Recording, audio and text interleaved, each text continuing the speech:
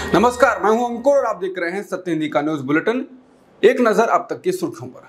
Supreme court ने अनुच्छेद 370 को निरस्त किए जाने की प्रक्रिया को सही करार दिया है।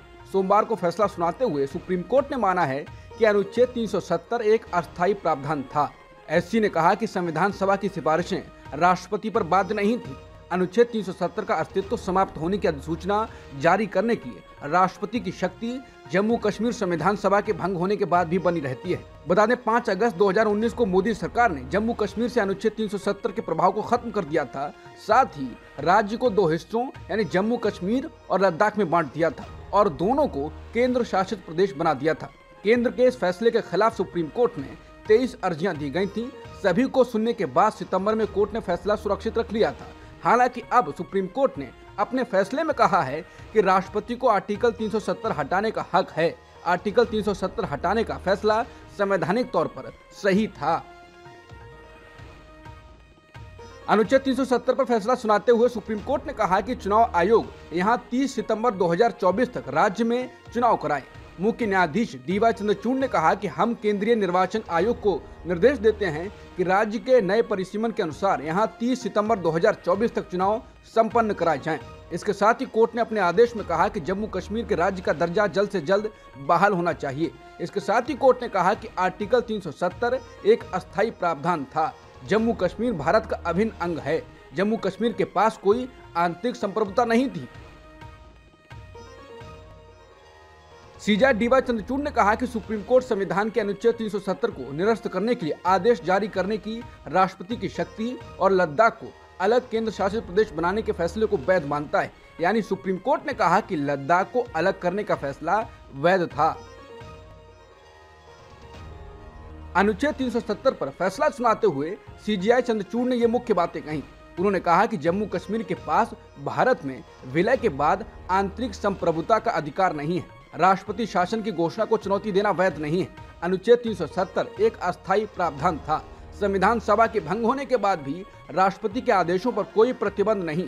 राष्ट्रपति का शक्ति प्रयोग दुर्भावनापूर्ण नहीं था और इसके लिए राज्य से सहमति लेना जरूरी नहीं था। लद्दाख को अलग केंद्र शासित प्रदेश बनाना वैध था और जम्मू कश्मीर को राज्य का दर्जा बहाल करने के लिए जल्द से जल्द चुनाव हों। सुप्रीम कोर्ट के फैसले के बाद अनुच्छेद 370 इतिहास हो गया है।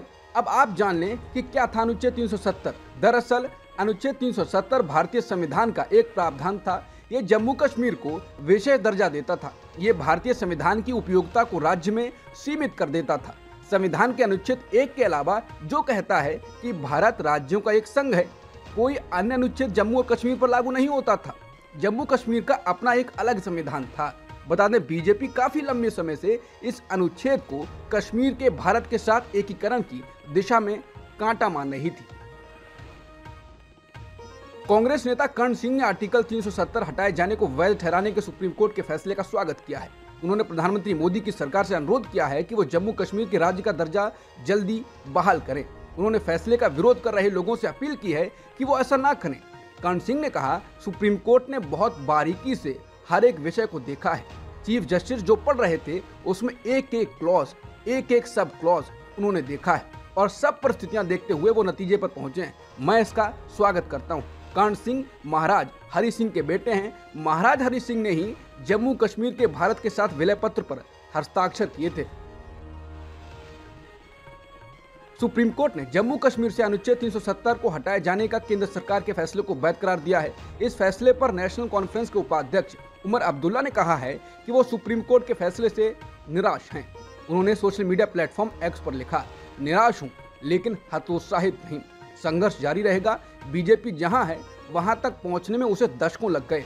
हम लंबी लड़ाई के लिए तैयार हैं। इसके साथ ही उन्होंने ट्वीट कर कहा है कि दिल ना उम्मीद तो नहीं, नाकाम ही तो है। लंबी है गम की शाम मगर शाम ही तो है। पीडीपी के अध्यक्ष महबूबा मुफ्ती को नजरबंद किए जाने के दावे को केंद्र शासित प्रदेश जम्मू कश्मीर के उपराज्यपाल मनोज सिन्हा ने पूरी तरह खारिज कर दिया है। उन्होंने कहा है, इस तरह के दावे निराधार हैं और किसी को भी गिरफ्तार या नजरबंद नहीं किया गया है। समाचार एजेंसी एनआई से बात करते हुए सिन्हा ने कहा, ये दावे निराधार हैं। न ही किसी को गिरफ्तार किया गया है और न ही नजरबंद किया गया है। ये भ्रामक अफवाह फैलाने की कोशिश है।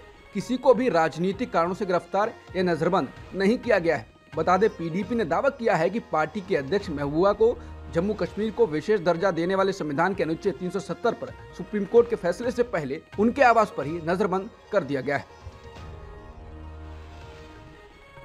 सुप्रीम कोर्ट के फैसले को जम्मू कश्मीर के पूर्व मुख्यमंत्री गुलाम नबी आजाद ने निराशाजनक बताया है। कांग्रेस से अलग होने के बाद डेमोक्रेटिक प्रोग्रेसिव आजाद पार्टी की स्थापना करने वाले गुलाम नबी आजाद ने कहा कि हम सुप्रीम कोर्ट के फैसले से निराश हैं। कोर्ट का फैसला दुखद और दुर्भाग्यपूर्ण है। जम्मू कश्मीर के लोग इससे खुश नहीं हैं, लेकिन हमें इसे स्वीकार करना होगा। जम्मू कश्मीर से अनुच्छेद 370 हटाए जाने को वैध ठहराने वाले सुप्रीम कोर्ट के फैसले की तारीफ करते हुए प्रधानमंत्री मोदी ने कहा है कि ये ऐतिहासिक फैसला है। उन्होंने कहा, अनुच्छेद 370 को निरस्त करने पर आज आया सुप्रीम कोर्ट का फैसला ऐतिहासिक है। कोर्ट ने 5 अगस्त 2019 को भारत की संसद के लिए गए फैसले को संवैधानिक रूप से बरकरार रखा है। ये जम्मू कश्मीर और लद्दाख में हमारी बहनों और भाइयों के लिए आशा, प्रगति और एकता की एक शानदार घोषणा है। उन्होंने कहा, कोर्ट ने अपने गहन ज्ञान से एकता के उस सार को मजबूत किया है जिसे हम भारतीय होने के नाते सबसे ऊपर रखते हैं। मैं जम्मू कश्मीर और लद्दाख के लोगों को आश्वस्त करना चाहता हूं कि आपके सपनों को पूरा करने के लिए हमारी प्रतिबद्धता अटूट है। कपिल सिब्बल ने कहा है कि कुछ लड़ाइयां हारने के लिए लड़ी जाती हैं। इतिहास को पीढ़ियों के जानने के लिए असुविधाजनक तथ्यों को दर्ज करना होगा। उन्होंने कहा कि संस्थागत कार्रवाइयों के सही और गलत होने पर आने वाले वर्षों में बहस होती रहेगी। उन्होंने कहा कि इतिहास ही अंतिम निर्णायक है। बीजेपी ने छत्तीसगढ़ के लिए मुख्यमंत्री का ऐलान कर दिया है। बीजेपी के वरिष्ठ नेता और पूर्व केंद्रीय मंत्री विष्णुदेव साय छत्तीसगढ़ के अगले मुख्यमंत्री होंगे। वहीं आज बीजेपी मध्य प्रदेश के मुख्यमंत्री का ऐलान करेगी। मध्य प्रदेश में वर्तमान मुख्यमंत्री शिवराज सिंह चौहान हैं, लेकिन पार्टी ने बिना किसी को चेहरा घोषित किए चुनाव लड़ा था। आज शाम 4 बजे मध्य प्रदेश की राजधानी भोपाल में भाजपा विधायक दल की बैठक होगी और इसी बैठक में मुख्यमंत्री चुना जाएगा। मध्य प्रदेश के 3 पर्यवेक्षक आज भोपाल पहुंच चुके हैं और वो विधायकों के साथ बैठक करेंगे। मध्य प्रदेश के मुख्यमंत्री पद के लिए शिवराज सिंह चौहान के अलावा प्रहलाद पटेल, कैलाश विजयवर्गीय, ज्योतिरादित्य सिंधिया, वी.डी. शर्मा समेत कई दावेदार हैं। पूर्व केंद्रीय मंत्री विष्णुदेव साय 13 दिसंबर को छत्तीसगढ़ के मुख्यमंत्री पद की शपथ लेंगे। विष्णुदेव साय को भाजपा विधायक दल का नेता चुना गया है और वो छत्तीसगढ़ के अगले मुख्यमंत्री होंगे। विष्णुदेव साय के साथ 2 डिप्टी सीएम भी शपथ लेंगे। वर्तमान भाजपा प्रदेश अध्यक्ष अरुण साव और विजय शर्मा डिप्टी सीएम की पद की शपथ लेंगे। हालांकि कितने मंत्री शपथ लेंगे इसको लेकर अभी तस्वीर साफ नहीं है। शपथ ग्रहण समारोह काफी भव्य होने की उम्मीद है। इसमें प्रधानमंत्री मोदी भी शामिल हो सकते हैं। इसके अलावा केंद्रीय गृह मंत्री अमित शाह, बीजेपी अध्यक्ष जेपी नड्डा, रक्षा मंत्री राजनाथ सिंह समेत बीजेपी के कई बड़े नेता इस शपथ ग्रहण समारोह में शामिल होंगे। राज्यसभा के सभापति जगदीप धनखड़ ने शुक्रवार को राज्यसभा के आधे घंटे के लंच ब्रेक को खत्म कर दिया।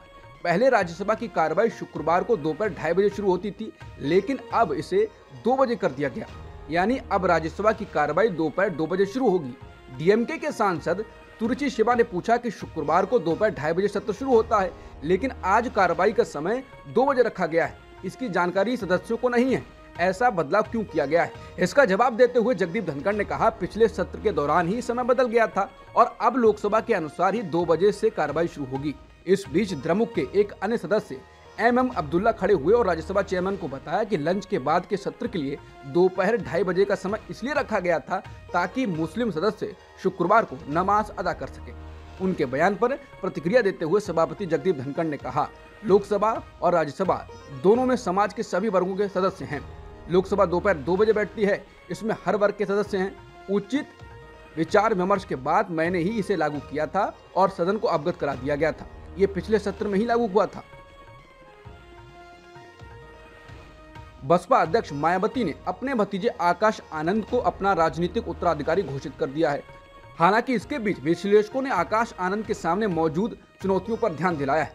अंग्रेजी अखबार द हिंदू ने इन चुनौतियों पर एक विश्लेषण छापा है। इसके अनुसार राजनीतिक विश्लेषकों की नजर में 28 साल के आकाश आनंद के सामने सबसे बड़ी चुनौती उस पार्टी में बदलाव लाने की है जो एक समय में राष्ट्रीय राजनीति में बड़ी खिलाड़ी मानी जाती थी।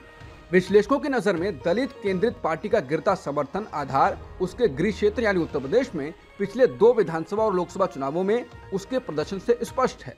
लखनऊ में रहने वाले राजनीतिक विश्लेषक असद रजवी के हवाले से अखबार लिखता है, आकाश की यूपी की राजनीति में एंट्री ऐसे समय में हुई जब दलित वोट बैंक में उथल पुथल जैसी स्थिति थी। 2017 के बाद बीएसपी का जातीय हिसाब किताब गड़बड़ा चुका था और दलित आकांक्षाओं को भुनाने में गहरी दिलचस्पी के साथ चंद्रशेखर आजाद एक संभावित चुनौती के रूप में उभरे थे। कांग्रेस सांसद के परिवार के स्वामित्व वाली एक डिस्टिलरी कंपनी के खिलाफ आयकर विभाग की छापेमारी में 351 करोड़ रुपए कैश जब्त किए गए हैं। समाचार एजेंसी पीटीआई ने जानकारी दी है। ये किसी भी जांच एजेंसी की ओर से की गई एकल कार्रवाई में बरामद हुआ अब तक का सबसे अधिक कैश है। ये डिस्टिलरी झारखंड से कांग्रेस के राज्यसभा सांसद धीरज साहू के परिवार से जुड़ी है। हालांकि अब तक साहू की ओर से इसे लेकर कोई बयान जारी नहीं किया गया है। बौद्ध डिस्टिलरी प्राइवेट लिमिटेड के प्रमोटरों और अन्य के खिलाफ आयकर विभाग की छापेमारी का रविवार को 5वां दिन था। कथित झारखंड भूमि घोटाले में ईडी ने एक बार फिर प्रदेश के सीएम हेमंत सोरेन को तलब किया है। ईडी ने सीएम सोरेन को 12 दिसंबर को अपने कार्यालय में पेश होने को कहा है। जानकारी के मुताबिक ईडी के अधिकारी सीएम से भूमि घोटाला मामले में उनसे पूछताछ करेंगे। कलकत्ता हाई कोर्ट में एक याचिका दाखिल की गई है जिसमें लेखिका अरुंधति रॉय के खिलाफ कार्रवाई की मांग की गई है। कार्रवाई ये कहने के लिए कि भारत एक हिंदू फांसीवादी एंटरप्राइज बन रहा है। केंद्र सरकार ने सभी मंत्रालयों और विभागों को यह सुनिश्चित करने के लिए कहा है कि सरकारी कर्मचारी किसी भी निजी संगठन से ऐसा पुरस्कार न लें जिसमें नगद राशि दी जा रही हो। केंद्रीय कार्मिक, लोक शिकायत और पेंशन मंत्रालय ने 4 दिसंबर को जारी एक मेमोरेंडम में कहा है कि सरकारी कर्मचारी अपने अपने विभागों के सचिवों से अनुमति लेने के बाद ही किसी निजी संगठन से पुरस्कार स्वीकार कर सकते हैं। सेंसेक्स सोमवार को शुरुआती कारोबार में पहली बार 70,000 के स्तर को पार कर गया, जबकि निफ्टी 21,000 के स्तर के पार पहुंचा। बीएसई का 30 शेयर वाला सेंसेक्स खुलने के तुरंत बाद 70,048 अंक के अपने ऑल टाइम हाई पर पहुंच गया। बाद में अपनी बढ़त को मामूली रूप से कम करके 69,958 अंक पर आ गया। अब तक की सुर्खियों में इतना ही। बाकी खबरों के लिए बने रहिए सत्यहिंदी.com के साथ।